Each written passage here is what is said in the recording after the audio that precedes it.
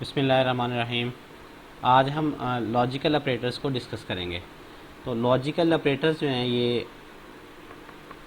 Different conditions को compound करने के लिए इनको हम यूज़ करेंगे।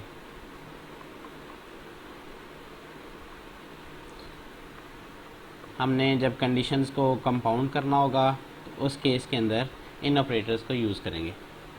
हम देखते हैं कि जो भी हमारे पास कंडीशन होती है, अगर हम इफ़ के बाद कंडीशन लिखते हैं या हम इफ़ के एल्स एल्सेफ लिखते हैं, इसके बाद भी हमारे पास यहाँ पे कंडीशन आती है, तो कंडीशन की दो वैल्यूज़ आ सकती हैं। या तो ये वैल्यू ट्रू आएगी या ये वैल्यू फॉल्स होगी। तो इस कंडीशन की बेस के ऊपर हम डिसीजन लेते हैं। लेकिन आज हम ये देखने जा रहे हैं कि यहाँ पे पहले हम सिर्फ एक कंडीशन को एवेलुएट करते थे कि हमारे पास एक वेरिएबल होता था या कांस्टेंट होता था, उसकी वैल्यू हमने चेक करनी होती थी। आज हम ये देखेंगे कि अगर यहाँ पे हमारे पास दो या दो से ज़्यादा वेरिएबल्स की या डिफरेंट वैल्यूज़ को हमने एवेलुएट करना हो, तो उस केस के अंदर हम डिसीजंस किस तरह से लेते हैं और ये जो कंडीशन इकट्ठी लिखते हैं ये किस तरह से राइट करते हैं। डिफरेंट कंडीशंस को इकट्ठे लिखने को हम कहते हैं this is called a compound. और कंपाउंड ऑपरेशन के लिए हम लॉजिकल ऑपरेटर्स को यूज़ करते हैं। तो लॉजिकल ऑपरेटर्स हमेशा वैल्यूज़ ट्रू या फॉल्स ही रिटर्न करते हैं, लेकिन यहाँ पे जो कंडीशन होगी वो कंडीशन दो या दो से ज़्यादा कंडीशंस को मिला के लिखी जाएगी। अब हमारे पास कौन कौन से लॉजिकल ऑपरेटर्स एग्जिस्ट करते हैं? तो लॉजिकल ऑपरेटर्स हमारे पास तीन तरह के ऑपरेटर्स हैं। The first operator is a and operator. And को प्रोग्रामिंग के अंदर रिप्रेजेंट करने के लिए हम एम्परसेंड साइन यूज़ करेंगे। The second logical operator is और ऑपरेटर। और के लिए हम दो वर्टिकल लाइंस को यूज़ करते हैं, ये दोनों पैरेलल वर्टिकल लाइंस को यूज़ करेंगे, तो इसको हम कहते हैं दिस इज़ अ और ऑपरेटर। और जो थर्ड हमारे पास लॉजिकल ऑपरेटर है that is a not operator. अब इनमें फंडामेंटल डिफरेंस क्या है, तो ये इनके हम डिफरेंस भी देख लेते हैं। तो नॉट को रिप्रेजेंट करने के लिए हम इस सिंबल को यूज़ करेंगे। तो बारी बारी हम इन तीनों लॉजिकल ऑपरेटर्स को डिस्कस कर लेते हैं। फर्स्ट ऑफ ऑल हम ये देखते हैं कि कंपाउंड कंडीशन हम किस तरह से राइट करते हैं। हम एक एग्जांपल लेते हैं कि मेरे पास दो वेरिएबल्स हैं। The first variable is a variable 1, for example इसकी वैल्यू इज इक्वल टू 50 है। सेकेंड वेरिएबल है वेरिएबल 2, इसकी वैल्यू 100 है। अब मैंने कोई एक्शन परफॉर्म करना है, उसके लिए मैंने इन दोनों कंडीशंस को चेक करना है कि अगर मेरे पास वेरिएबल 1 की वैल्यू 50 या इससे बड़ी है और वेरिएबल 2 जो है इसकी वैल्यू 100 या इससे एक्सीड होती है, तो इस केस के अंदर मैंने कोई एक्शन परफॉर्म करना है। और जब ये दोनों वेरिएबल 1 की वैल्यू 50 या इससे बड़ी होगी और वेरिएबल 2 की वैल्यू 100 या इससे अबव होगी, तो इस केस के अंदर मैंने कोई एक्शन परफॉर्म करना है। तो इसको राइट करने के लिए हम लिखेंगे इफ़, यहाँ पे जो कंडीशन लिखेंगे इसके अंदर वेरिएबल 1 इसकी value greater than or equal to 50। अब यहाँ पे चूँकि हमने दूसरा जो वेरिएबल 2 है इसकी वैल्यू को इसके साथ एंड करना है कि जब दोनों की वैल्यू ट्रू हो, तो इसके लिए हम ये वाला जो सिंबल है एंड सिंबल इसको यूज़ करेंगे। इसके बाद हम लिखेंगे कि वेरिएबल 2 और जब इसकी value greater than or equal to 100 होगी, तो इस केस के अंदर मैंने यहाँ पे कोई एक्शन परफॉर्म करना है। तो एक्शन हम जो है वो डिफरेंट स्टेटमेंट्स की फॉर्म के अंदर यहाँ पे राइट कर देंगे। तो ये मैंने एक कंडीशन लिख दी है। इस कंडीशन को हम कहते हैं this condition is a compound condition, के जिसके अंदर एक से ज़्यादा मैंने कंडीशंस को इकट्ठा कर दिया है। और ये जो हमने ऑपरेटर यूज़ किया है, इस ऑपरेटर को एंड ऑपरेटर कहते हैं। हम ये देख लेते हैं कि इसके रिजल्ट्स क्या क्या आ सकते हैं। तो ये जो हमारे पास एंड ऑपरेटर है ये इसी तरह काम करता है जिस तरह से एंड गेट काम करता है। अब एंड के लिए चूँकि हमने कंडीशंस को इकट्ठा लिखना है, तो फॉर एग्जांपल अगर मेरे पास दो कंडीशंस की हम एग्जांपल ले लेते हैं, तो इस केस में हमारा रिजल्ट क्या आता है, तो हम ये कहते हैं कि यहाँ पे हम एक टेबल बना लेते हैं। हम कहते हैं कि जो कंडीशन 1 है यहाँ पे कंडीशन 2 है और ये मेरे पास रिजल्ट है। अब इस कंडीशन को एवेलुएट होने के लिए या यहाँ पे किसी एक्शन को परफॉर्म करने के लिए हमें क्या करना पड़ेगा कि जब ये दोनों कंडीशंस ट्रू होंगी, इसका रिज़ल्ट भी ट्रू आएगा तो इस केस के अंदर, और इसका रिज़ल्ट भी ट्रू आएगा, तो तब इसका ओवरऑल जो रिजल्ट है वो ट्रू आता है, तब ये एक्शन परफॉर्म होगा। अगर दोनों में से एक का रिजल्ट जो है वो फॉल्स आएगा तो ओवरऑल हमारा जो रिजल्ट है वो फॉल्स हो जाएगा एंड के केस के अंदर। तो इन्हीं को हम थोड़ी सी डिटेल के अंदर देख लेते हैं कि यहाँ पे हमारे पास कंडीशन 1 है और कंडीशन 2 है। अगर कंडीशन 1 की वैल्यू ट्रू आती है, कंडीशन 2 की वैल्यू भी जब एवेल्युएट होती है तो ये हमारे पास ट्रू होती है। तो ट्रू और ट्रू का जब हम एंड लेते हैं तो ओवरऑल हमारे पास वैल्यू जो है ये ट्रू हो जाती है। इसी तरह सेकंड हमारे पास ये हो सकता है कि फर्स्ट कंडीशन जो है ये ट्रू हो, सेकंड कंडीशन जो है ये फॉल्स हो। तो इस केस के अंदर ट्रू और फॉल्स का हमने एंड लेना है, इसका जो रिजल्ट आएगा ये फॉल्स आ जाएगा। इसके बाद ये हो सकता है कि फर्स्ट कंडीशन फॉल्स हो, सेकंड कंडीशन ट्रू हो। जब हम फॉल्स और ट्रू का एंड लेंगे तो इस केस के अंदर जो रिजल्ट है ये फॉल्स हो जाएगा। और अगर हमारे पास कंडीशन 1 भी फॉल्स है, कंडीशन 2 भी फॉल्स है, तो दोनों का अगर हम एंड लेंगे तो जो रिजल्ट आएगा दैट विल बी फॉल्स। अब दूसरा जो हमारे पास लॉजिकल ऑपरेटर है दैट इज अ और ऑपरेटर। और ऑपरेटर के केस के अंदर भी इसी तरह हम कंडीशंस को एवेलुएट करेंगे कि हम टॉप के ऊपर लिख देंगे कि हमारे पास कंडीशन 1 है, कंडीशन ट्रू है और इसका हमारे पास रिजल्ट क्या आता है। एंड को रिप्रेजेंट करने के लिए हम जो है वो इस तरह वर्टिकल लाइंस के सिंबल्स को यूज़ करते हैं कि दो पैरेलल वर्टिकल लाइंस हैं। ये जब हम प्रोग्रामिंग के अंदर राइट करेंगे तो इनको हम कहेंगे कि ये और ऑपरेटर है। अब इनकी वैल्यू क्या क्या आ सकती हैं कि जो स्टेटमेंट 1 है इसकी वैल्यू क्या आ सकती है, या कंडीशन 1 की वैल्यू क्या आ सकती है और कंडीशन 2 की क्या वैल्यू आ सकती है। तो फर्स्ट केस के अंदर ये कंडीशन ट्रू हो सकती है, ये कंडीशन भी ट्रू हो सकती है, इसी तरह ये कंडीशन ट्रू हो सकती है, ये फॉल्स हो सकती है, ये कंडीशन फॉल्स हो सकती है और ये कंडीशन ट्रू हो सकती है। और लास्ट के केस के अंदर हमारे पास जो है वो दोनों कंडीशन जो है ये फॉल्स हो सकती हैं। अब हम देख लेते हैं कि हमारे पास एंड और के केस के अंदर इसका रिजल्ट क्या आएगा। तो जब मैं ट्रू को और करूँगा विद ट्रू तो ओवरऑल मेरे पास जो रिजल्ट आएगा ये ट्रू ही आएगा। इसी तरह ट्रू और फॉल्स को जब मैं और करूँगा तो इसका रिजल्ट भी ट्रू आएगा। और के अंदर ये है कि जितनी भी कंडीशंस लिखी हैं, मल्टीपल अगर कंडीशन राइट की हैं, इनमें से कोई एक भी ट्रू होगी तो हमारा जो आंसर है वो ट्रू आ जाएगा। मेन जो एक्सप्रेशन है इसकी जब वैल्यू एवेल्युएट होगी तो ओवरऑल हमारे पास जो है वो ट्रू आ जाएगा। जितनी भी कंडीशंस को अगर हमने और किया हुआ है उनमें से एक भी ट्रू हो जाती है तो इस केस के अंदर जो उसका ओवरऑल रिजल्ट है वो ट्रू हो जाएगा। अगर हमने ट्रू और फॉल्स को, ये फर्स्ट पे मेरे पास फर्स्ट फॉल्स है, सेकंड वाली जो है वो ट्रू है, तो इस केस के अंदर भी जो रिजल्ट आएगा दैट विल बी ट्रू। और जब ये फॉल्स है मैंने इसको और किया विद अ फॉल्स तो मेरे पास जो रिजल्ट आएगा दैट विल बी फॉल्स। तो ये हमारे पास लॉजिकल ऑपरेटर्स अभी तक हमने दो देख लिए हैं। The first operator was and operator and second operator is और ऑपरेटर।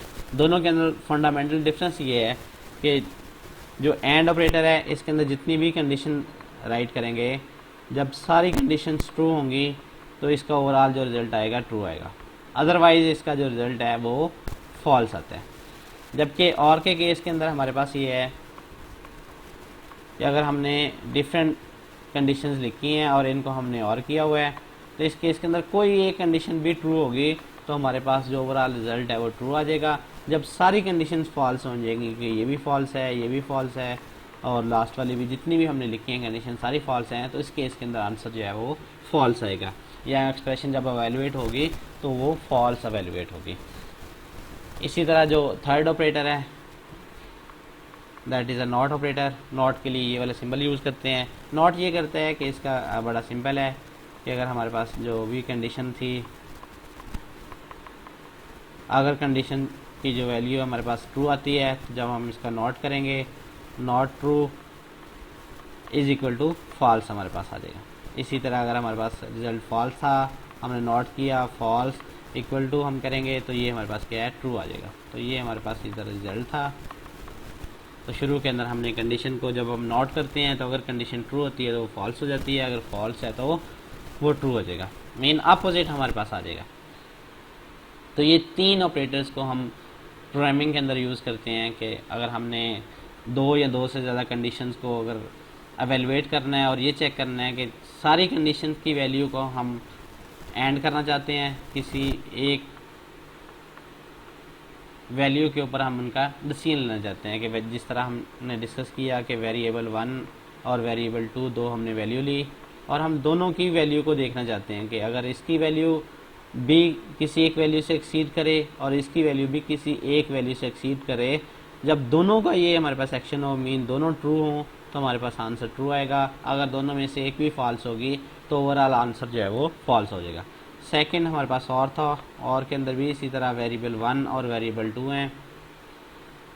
इस केस के अंदर जितने भी वेरिएबल हमने लिए हैं, जब हमने इनकी वैल्यूज़ को चेक करना है, अगर किसी एक वेरिएबल की वैल्यू ट्रू होगी तो ओवरऑल हमारे पास जो आंसर है वो ट्रू हो जाएगा।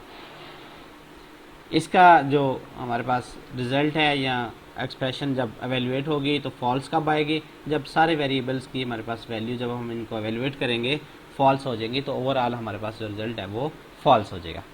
अब हम एंड की एक एग्जांपल डिस्कस कर लेते हैं कि हमने 3 नंबर्स लेने हैं, यूज़र से 3 नंबर्स इनपुट करवाएंगे। इन 3 नंबर्स को हम चेक करेंगे और बताएंगे कि सबसे जो बड़ा नंबर है वो कौन सा है। अब मैक्सिमम नंबर चेक करने के लिए हमें क्या अप्रोच करनी पड़ेगी कि शुरू के अंदर हम ये करेंगे,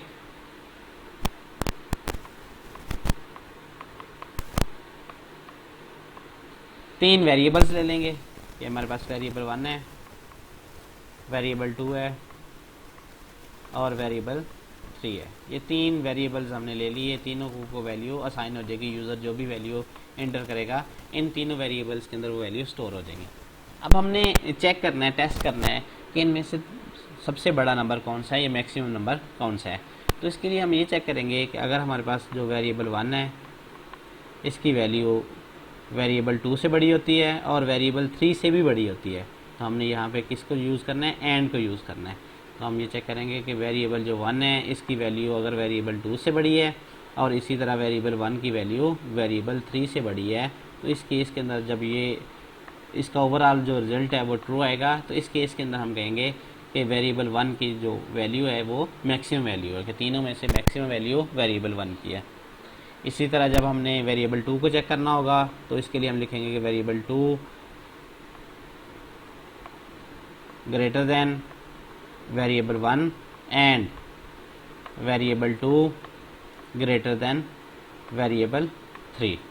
तो अगर जब हमने इसको चेक करना है इसकी वैल्यू ट्रू आती है, तो इस केस के अंदर वेरिएबल 2 की जो वैल्यू है वो वेरिएबल 1 और 3 से बड़ी होगी।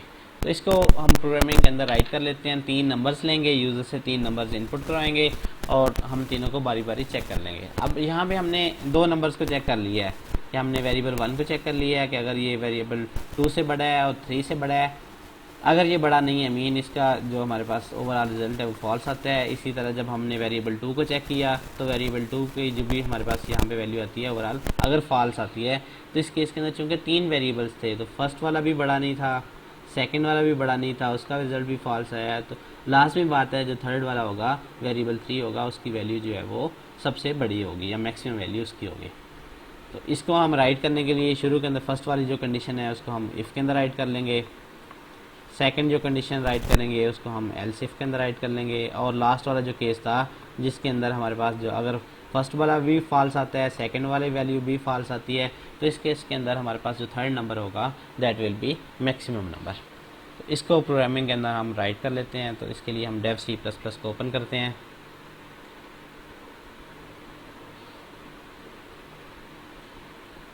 सॉरी,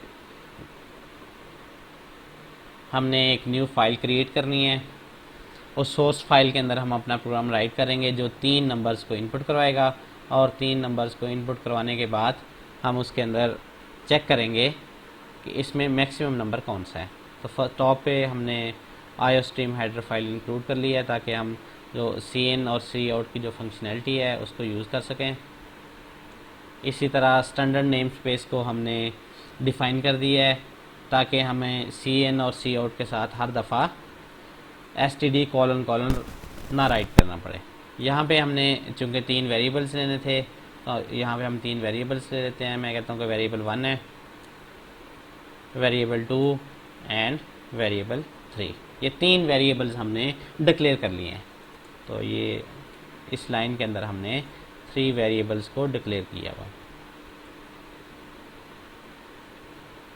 नेक्स्ट के अंदर हमने चूँकि वैल्यू यूज़र से पूछनी है तो हम एक मैसेज देते हैं यूज़र को, क्या करो कि एंटर करो फर्स्ट नंबर। हमने इस प्रोग्राम के अंदर ये करना है कि इन 3 नंबर्स में से बताना है कि मैक्सिमम नंबर कौन सा है। इसके लिए हम CN राइट करेंगे।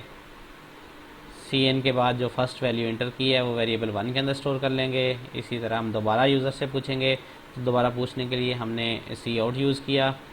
अब हम उसको कह रहे हैं कि जो सेकंड नंबर है वो एंटर करो।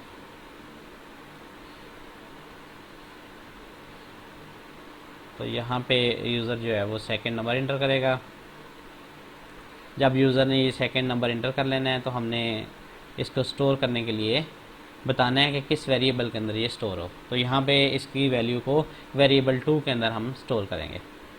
इसी तरह यूज़र से हम ये पूछ लेते हैं कि आप थर्ड नंबर एंटर कर दें। यूज़र थर्ड नंबर एंटर करेगा। अब इसको स्टोर करने के लिए हम वेरिएबल 3 के अंदर स्टोर कर लेंगे। अब हमने यूज़र से 3 वैल्यूज़ पूछ ली हैं। अब हमने ये चेक करना है कि तीनों में से मैक्सिमम वैल्यू कौन सी है। तो इसके लिए हम कंडीशन राइट करेंगे। इफ़ फर्स्ट पे चेक करेंगे क्या वेरिएबल 1 जो है वो वेरिएबल 2 और 3 से बड़ा है कि नहीं बड़ा है। तो इसको राइट करने के लिए हम लिखते हैं कि if variable 1 greater than variable 2। ये हमने फर्स्ट पे राइट की कंडीशन। देन हमने क्या चेक करना है कि अगर हमारे पास जो वेरिएबल 1 है इसकी वैल्यू क्या बड़ी है वेरिएबल 3 के साथ। तो इसको राइट करने के लिए हम ये चेक कर लेंगे कि if variable 1 is greater than variable 3। Good programming practice ये है कि जो भी हम कंडीशन राइट करें हर कंडीशन को अलहदा से हम ब्रेसेस के अंदर इंक्लूड कर लें। तो ये जो फर्स्ट के अंदर लिखी है हम इसको भी अलहदा से ब्रेसेस लगा देते हैं ताकि हमें कोड के अंदर रीडेबिलिटी रहे या क्लैरिटी रहे कि जो भी चीज़ हम राइट कर रहे हैं उसको पढ़ना हमें आसान रहे। इस केस के अंदर आप देख सकते हैं कि अब मुझे ये पता चल रहा है कि ये एक कंडीशन है, इसको मैंने एंड किया हुआ है इस कंडीशन के साथ। इससे हमारी जो कोड की रीडेबिलिटी है ये बेहतर हो गई है। अब हमने यहाँ पे क्या बताना है कि अगर हमारे पास वेरिएबल 1 जो है वो वेरिएबल 2 और वेरिएबल 3 से बड़ा है तो इस केस के अंदर हम कह देंगे कि वेरिएबल 3 की जो वैल्यू है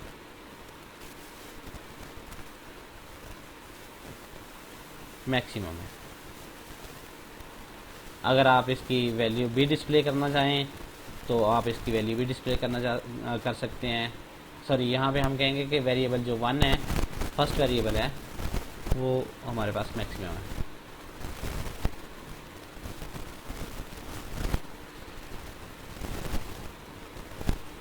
फर्स्ट वेरिएबल इज मैक्सिमम और इसकी वैल्यू को डिस्प्ले करने के लिए हम यहाँ पे वेरिएबल 1 राइट कर देंगे। अब हमने दोबारा से चेक करना है तो इसके लिए हम इफ एल्स इफ को यूज़ करते हैं। तो इस केस के अंदर हम चेक करेंगे कि अगर वेरिएबल 2 की वैल्यू जो है वो वेरिएबल 3 और वेरिएबल 1 से बड़ी है तो मैं यहाँ पे सबसे पहले वेरिएबल 2 को वेरिएबल 1 से चेक कर लेता हूँ। इसके बाद हम इसको एंड करते हैं। एंड करने के बाद हम इसको दोबारा से चेक करेंगे कि अगर हमारे पास वेरिएबल 2 बड़ा है वेरिएबल 3 से। इस केस के अंदर अगर हमारे पास इस एक्सप्रेशन का जो रिज़ल्ट है ये ट्रू आता है, इस केस के अंदर हम कह देंगे कि ये जो हमारे पास सेकंड वेरिएबल है ये मैक्सिमम है।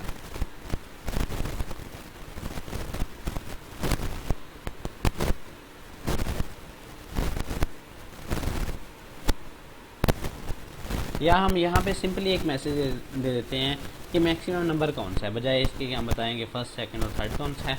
हम यहाँ पे ये राइट कर देते हैं कि मैक्सिमम नंबर कौन सा है।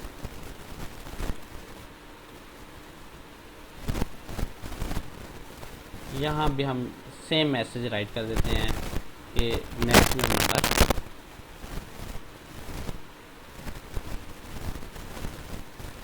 और मैक्सिमम नंबर हमारे पास कौन सा है। इस केस के अंदर जो वेरिएबल 2 है ये मैक्सिमम है। चूँकि हमने इसको चेक कर लिया, अगर इसकी वैल्यू ट्रू आएगी, इस एक्सप्रेशन की वैल्यू ओवरऑल ट्रू आती है, तो इस केस के अंदर हमने ये बताना है कि जो वेरिएबल 2 है क्योंकि हमने इसको वेरिएबल 1 और वेरिएबल 3 के अगेंस्ट चेक किया है। अब अगर ये हमारे पास दोनों जो हैं ये इनके रिजल्ट फॉल्स आते हैं तो लाजमी बात है फिर थर्ड वाला जो वेरिएबल होगा ये हमारे पास सबसे बड़ा होगा।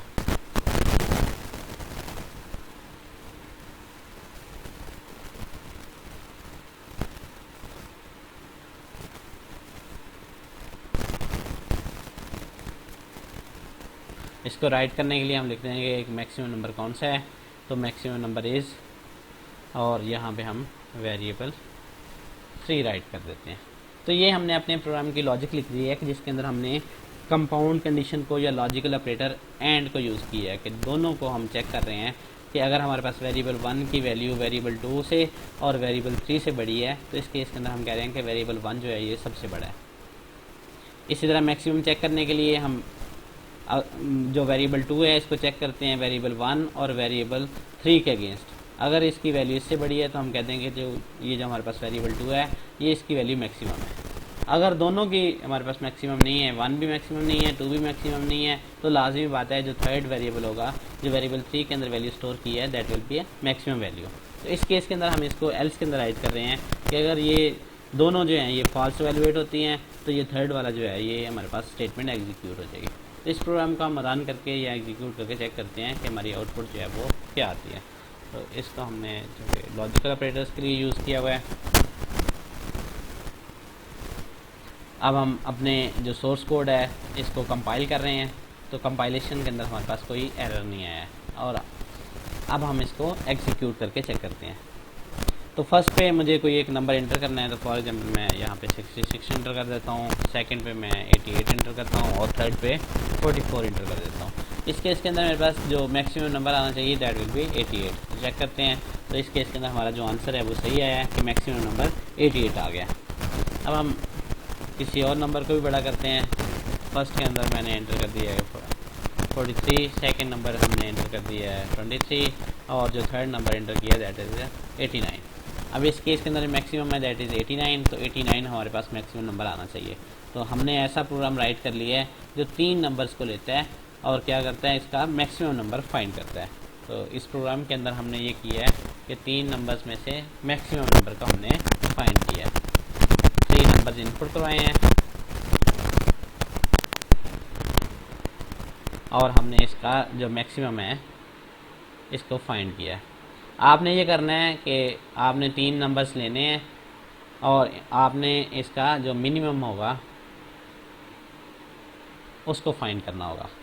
तो आप अपना जब प्रोग्राम बनाएं तो ऐसा प्रोग्राम बनाएं कि जो 3 नंबर्स इनपुट करवाएगा इन तीनों में से मिनिमम नंबर बताएं।